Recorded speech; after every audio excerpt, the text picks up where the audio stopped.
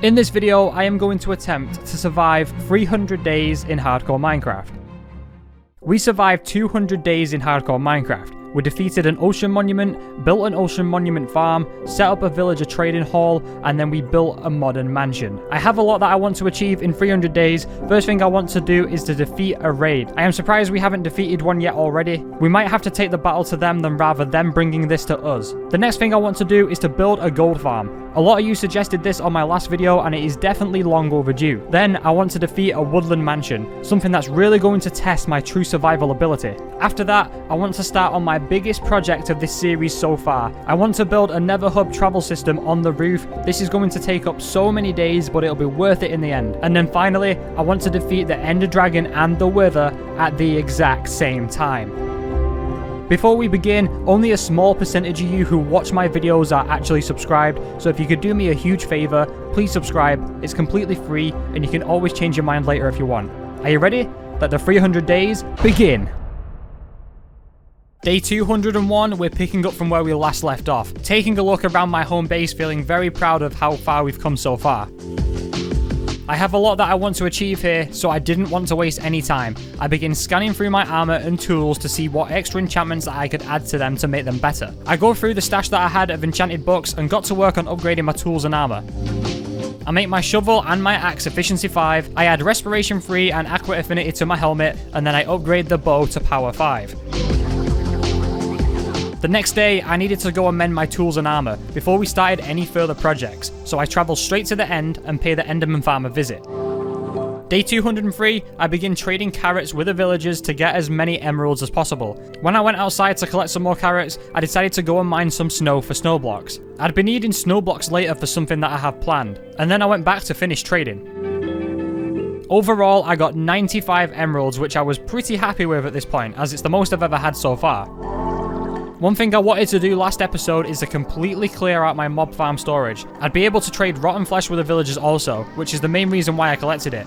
Then, I went straight back home and organised my storage. I made 2 snow blocks, grabbed a pumpkin out of the chest and carved the pumpkin.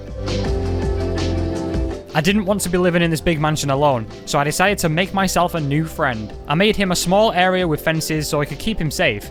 And there he is, our first snow golem of this world. Interestingly enough, when I summoned the snow golem, he wanted to tell me something really important. When I asked him what it was, he was quick enough to tell me that I was going to start streaming way more on twitch.tv/Metricate. For those that are interested in watching me play live, answer your questions, providing more hardcore tips and tricks, this is the place to be. If you haven't made a Twitch account yet, I'll provide you a link in the description where you can register. Make sure you follow me on Twitch, which will also be linked at the top of the description. I hope to see as many of you in my streams as possible. Day 204, I go outside and dye some of my sheep light blue. I wanted to make a custom banner and a shield with my logo on it. I made a light blue banner with a big M on the front and decided to add it to my shield. When I added it to my shield, I took a glance at it and I realised that the M didn't look like an M anymore. Do any of you think this looks like a H as well? Or is it just me? I decided to make a new banner. This time I wanted a YouTube logo. Makes sense, right? It did to me, until I realised you couldn't change the banner pattern that was on the shield once it's already been done. It was a bit of a shame, but it wasn't that important, so I stored the banner that I made for another time and got straight to bed ready for the next day. Today is the day that we take a long, intense mining trip for diamonds. While mining, I broke into a small cave which led directly to a zombie spawner. The loot wasn't nothing that I've never seen before. I took what I could from the chest and put it straight in shulker boxes and continued my mining trip. I come across a small cave system low down. I decided to explore it and see if I could find any exposed diamonds. But then, I come across another mob spawner in one of the walls, which of course I looted again. I looted the first chest which didn't have much, but when I opened the second, I was completely blown away that I got another enchanted golden apple, which of course I was very excited about. I came across some more diamonds and broke into another cave system. Completely blown away, this one had another mob spawner too. I really don't think I found as many mob spawners in one world as I have in this one. I just can't believe what's happening. I realised I was quickly losing focus on the task at hand. I went straight back to the strip mine and come across some more diamonds. I'm unsure how many diamonds we are at right now as they're all in different shulker boxes. While I was mining redstone that I found, I made a noob mistake by mining straight down and completely fall in lava. I started to panic. as I couldn't jump out. Luckily for me though, I had a water bucket right at my disposal. If it wasn't for that, I'd have had to mine straight out, which could have took me a lot longer. I continued strip mining. I came across some more diamonds, then I found some more not long after that. On the way back, I used a very efficient diamond mining method which I didn't show you much of in my first 100 days, where every 2 blocks you mine a 1 block row and try and minimize your chances of walking past diamonds nearby. On the way back, I found even more diamonds, proof that this method works so efficiently. It's not the most fun method to use, but it's definitely the most efficient. I seem to have walked past a lot of diamonds on the way back, so it's definitely a good thing I checked. When I got home, I had a total of 95 diamonds, which I could add to my stash of diamonds I had so far. I turned all of my resources into blocks which I'd been needing for something that I had planned. Let me know in the comments if you have any idea why I'm turning all of these into blocks. It's now day 208. I go outside and collect what I had from my sugarcane farm, which, to my surprise, isn't a lot. I'm wondering if it's because I'm nowhere near my spawn chunks and don't spend much time at home, or if it's because my farm rates are just pretty low anyway. Either way, I collect the sugarcane to store it away and begin preparing for my next build. I grab a load of wood and make some barrels for the building I'm doing. It's now finally time to give my cows a proper home.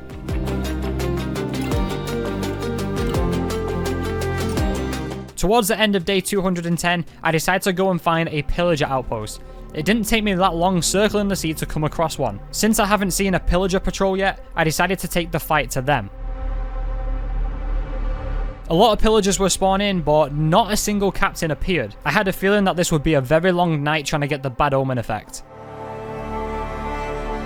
A pillager and a zombie in golden armor started fighting, so I grabbed my bag of popcorn and enjoyed some very good but short entertainment. Finally, the pillager captain appeared. Ignoring all the zombies surrounding me, I was able to take that out and get the bad omen. That's exactly what I came for.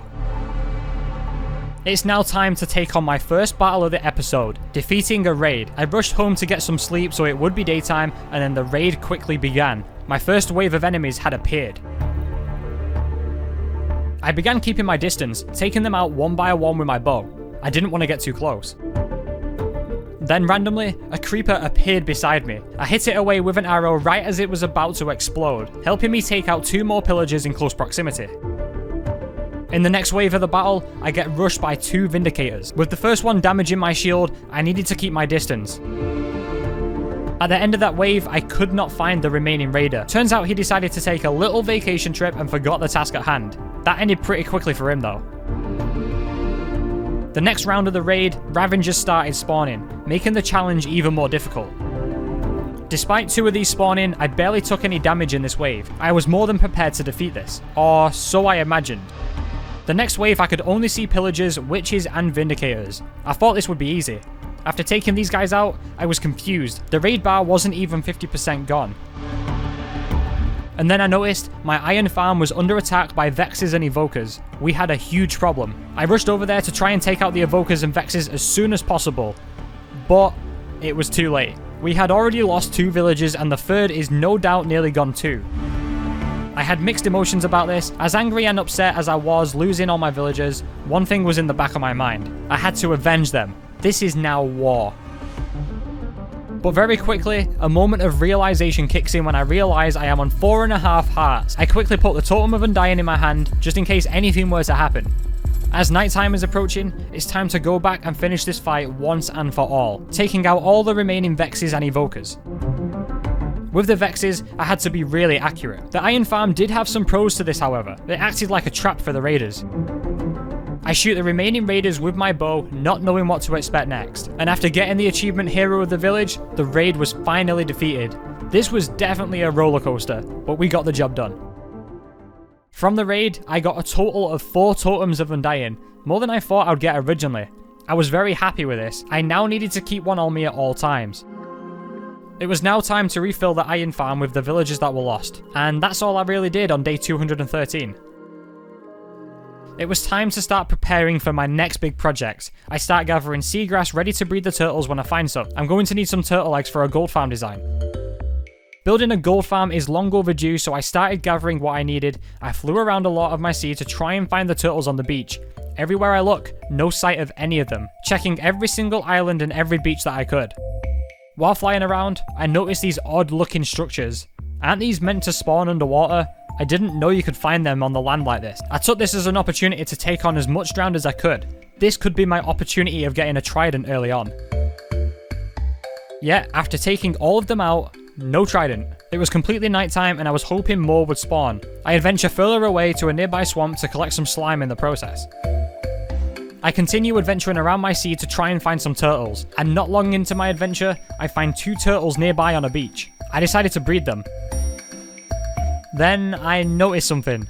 I completely forgot to bring my Silk Touch pickaxe with me, so I had to fly all the way back home, make a new pickaxe, enchant it with the books as I couldn't find my Silk Touch one, turn it into netherite and then give it a name. I always name my Silk Touch pickaxes the Silky Stick, just because it sounds cool. Anyway, enough of that. I fly straight back to where I found the turtles to breed them multiple times and collect the turtle eggs. I managed to collect 8 of these. The next day, I spend mining obsidian. Yep, that's literally all I did on day 216. I knew I would need loads of it for a future project, not for the gold farm. I just had something in mind that would be necessary moving forward. When I got home, I made a total of 20 ender chests. Yes, you saw that right, 20. Don't ask why, you'll just see very soon, unless you can guess what it is, of course. It was now time to go into the nether to collect a load of magma blocks for the gold farm build. I knew roughly on how much I would need, so as soon as I got what I came for, I go straight up to the nether roof using ladders and an ender pearl. And then, it was time to get straight to work on building my new gold farm.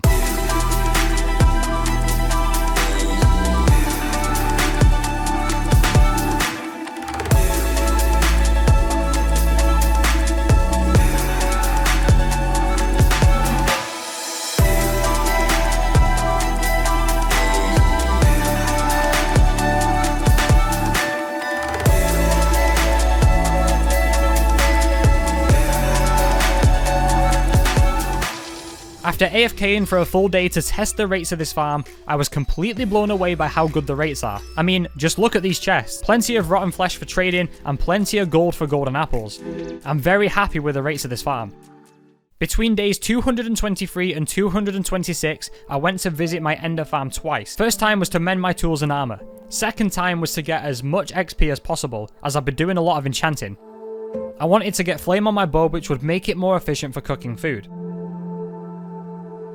Now it was time to plan my next adventure, and my toughest challenge yet. I grabbed my Woodland mansion map out of the shulker box and start thinking about all the things I would need for this battle. I got all of my potions ready, made more golden apples, and decided to bring enough obsidian and a flint and steel so I could travel back in the nether. We are now ready to take on our first Woodland mansion. As I stepped outside, I noticed that the sun started to set. So, I got a good night's rest and made sure that I was ready enough for the big battle ahead. Today is the day of the Woodland Mansion battle. I took to the skies and flew in the general direction the Woodland Mansion was at. We travelled a huge distance. Then I noticed on the map that we was getting closer and closer. This was the moment where things started to hit me. Seeing the map load as I was getting nearer, and viewing the dark oak forest loading right in front of me, I land on a tree near the mansion and spot an evoker through the window. I also spotted a vindicator waiting my arrival. I get to the entrance of the Woodland Mansion and get my hotbar ready, switch out my elytra for my chestplate, and it was time. I begin to make my way into the mansion, greeted by a spider and 2 creepers. While exploring the bottom floor, I come face to face with my first vindicator. I kept my distance and didn't take any damage. While exploring the bottom floor, I noticed a chest in a dark room, checking all the corners just in case I get jumped by a vindicator. The loot wasn't great, but I got an extra golden apple which I wouldn't say no to. Just outside that room, I build a Nether Portal. I needed to clear some inventory space, so I decided to build this now rather than later. It was now time for the second floor. I walk up the stairs and immediately get rushed by 2 vindicators. I ran away and kept my distance while swinging my sword. While exploring the second floor, I came across my first evoker, trying to take it out as fast as possible. This is when the challenge started to get real. I take the evoker out and get a totem of undying, and then I come across another evoker which spawned 3 vexes. I know exactly how ruthless these things can be. I knew being fast and accurate against these was the only way of defeating them. I begin taking out the vexes one by one while swarmed by a bunch of zombies. After taking those out, it was now time for the third floor. I get instantly greeted with a Vindicator and an Evoker. I decided to prioritize the Evoker after the Vindicator was down, just because I find Vexes scary. After multiple checks around the mansion, no more enemies could be seen or heard. We have successfully defeated the Woodland mansion, something that I was terrified of doing in hardcore mode, but we did it. I go into the Nether to make sure that we can get back faster, and not long into my journey, I notice a bastion. As intrigued as I was, I decided to take this on as well, taking down each piglin as they come. Then, the most scariest thing happened and I get completely ambushed and trapped by a piglin brute, screaming for my life as my heart's depleted faster than ever before. At this moment, I would have been dead forever, but the Totem of Undying saved me. This was the moment of realization. I needed to start being more careful. I decided to fly back to take out the brute while I was here. I took the gold from the piglin statue and then proceeded to make my way home. Trying to take this on after the Woodland mansion was the last thing I needed, and it was a pretty bad decision. It's now day 229. I head out to the flower forest to collect as many different coloured flowers as possible. As I mentioned to you guys before, I had something planned that I wanted to get done soon. It was going to be essential for the future of this world. But why all of the colours, you might ask? Well, I needed every colour dye for two reasons. One, I'm going to need coloured glass for my Nether hub design, and two, because I wanted to set up an ender chest shulker box system. That way I can expand all of my necessary storage to its maximal capacity. And while I'm here, I may as well collect some beehives too, because why not? Between days 230 to 237, I spent completely organising my storage and colour coding my ender chest shulker box system.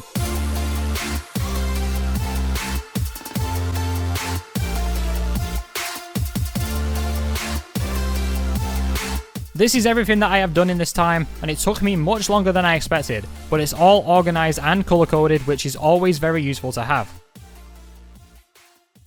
It was now time to travel to an ice spikes biome. Preparation for my biggest project yet is now underway. I'm going to need a lot of packed ice for the Nether hub travel system, so I got straight to work on collecting as much of it as I could. I did have to find some sheep though when it went dark. I completely forgot to bring a bed with me. I set up a temporary camp with my shulker boxes and started collecting as much packed ice as I could.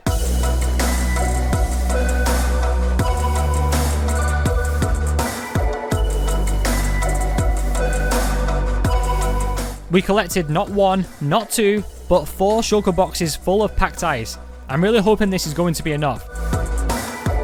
When I got home, I wrote down all of the coordinates I had on paper into a book and quill so you guys could see exactly what I had written down. I took a trip to the end to mend my pickaxe and started cutting down one of the obsidian towers in the end. This is the easiest and fastest way to get obsidian. Once I spent a while here, I decided to head back home. I jumped through the portal and it spawns me back where I started on day 1. I was lost, confused as I was 2,000 blocks away. I was quick to realise that I slept in a bed while gathering the packed ice, and that is how I ended up here. Well, time to head back. The next thing I needed to do is to prepare all of my building blocks that I'm going to need for this project, which is sandstone, glass, and a few other bits and pieces for it. I am beyond excited to build it. And I needed to get some ink sacs from outside the Guardian farm too. I would need a lot of black stained glass for this build. After getting everything sorted, on day 245, we are ready to take on building our biggest project yet. Let's get started on building the Nether hub.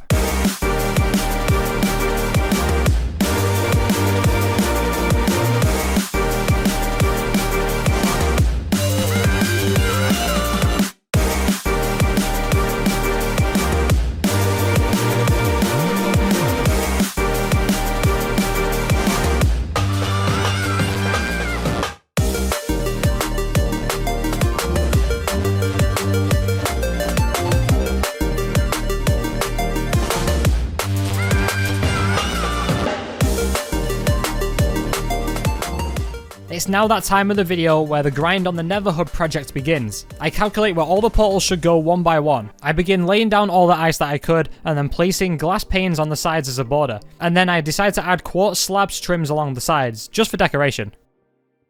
After spending so many days on working on this project, it is now day 273.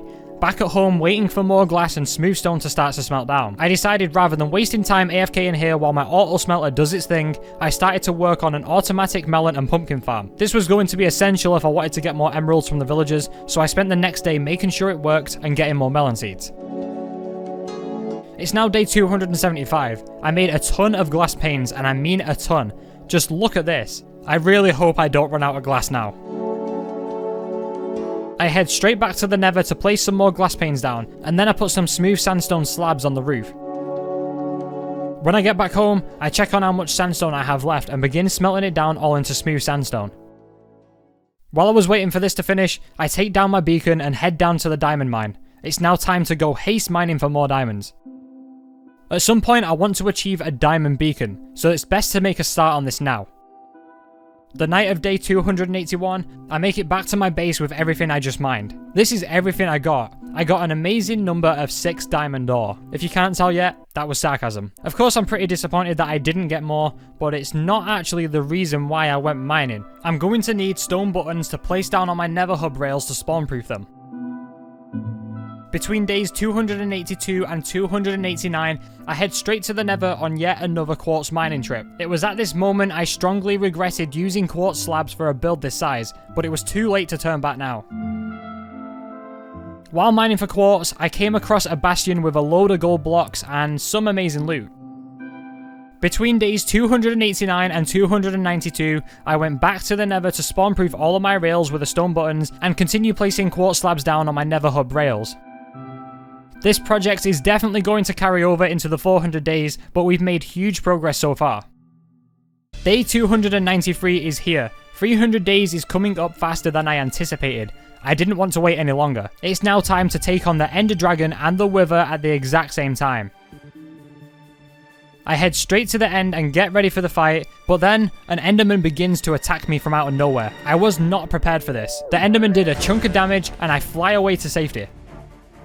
I took another huge risk going back down. Luckily, I knocked him off the edge. 4.5 hearts left to spare. It was now time to face my fear and take on 2 Minecraft bosses at once. I then placed a soul sand and 2 wither skulls ready to spawn the wither. But 2 more Endermen did not like what I was doing. I had to take to the skies once again. I fly towards the wither and get ready to place the last skull. The Ender Dragon is now here and so is the wither. The fight is now well and truly underway. I begin taking out all the end crystals one by one. I needed to deal with the dragon first and stay high in the sky. With any luck, the wither will do more damage to the dragon too. With the dragon being nearly half health and the crystals being destroyed, I tried to keep my distance and use my bow and arrow to my advantage. Finally, the dragon was nearly dead. The wither didn't help me in this fight at all. The wither was just too busy hunting down Endermen.